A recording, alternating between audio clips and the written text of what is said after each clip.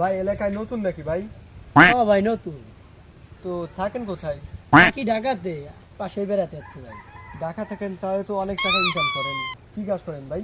করি ভাই টুকিটাকি কাজ কাম। ও তাহলে ভাই আপনার বেতন কয় টাকা? আসে ভাই 50,000 টাকার মতো। ও তাহলে তো আপনার চেয়ে আমার বেশি হয়।